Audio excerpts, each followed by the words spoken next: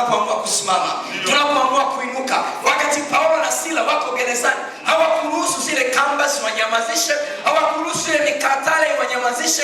Waliendelea kuimba kama hawana akili, waliendelea kupiga mapambio. Mungu aliposikia kule mbinguni akasikia aibu, akasema nitakuwa Mungu ajabu. Hawa watu wapo kwenye shida, lakini bado wanasema Yesu ni Bwana. Wapo kwenye mateso, lakini wanasema Yesu ni Bwana. Nawezaje kukaa huko mbinguni? Je, malaika mnafanya nini? Nendeni mkasaidie wale watu. Haleluya.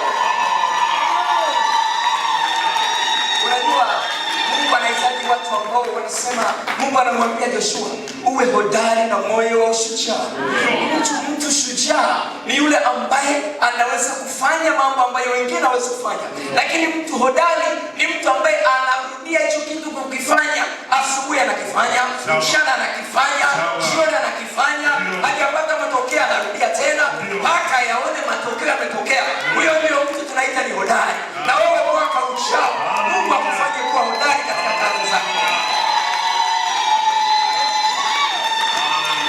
Bwana Yesu asifiwe. Amen. Hata kama mwendo wako ni wa kawaida, lakini kile shusha nyavu Bwana. Achia nyavu yako. Usikunje ukaitupa. Usizalau hiyo nyavu ya kwamba hii nyavu inaweza kunajua. Hapa kwa biashara uliko nako, nenda katege nyavu. Hiyo kazi ulionayo, Mungu anaweza kutokea muujiza. Chochote ambacho Bwana amekupa, Musa alikuwa na fimbo tu kwenye mkono wake. Mungu akamwambia hiyo fimbo tupa chini. Alitupa ile fimbo ghafla ikawa nyoka, akashangaza. Wakati ile bahari ya Shamu imesimama, Mungu anamwambia Musa, nyosha hiyo fimbo. Haleluya. Hicho kidogo ulichonacho kinaweza kufanya mambo makubwa. Wewe kifanye tena na tena.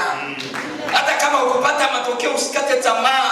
Kirudie tena na tena.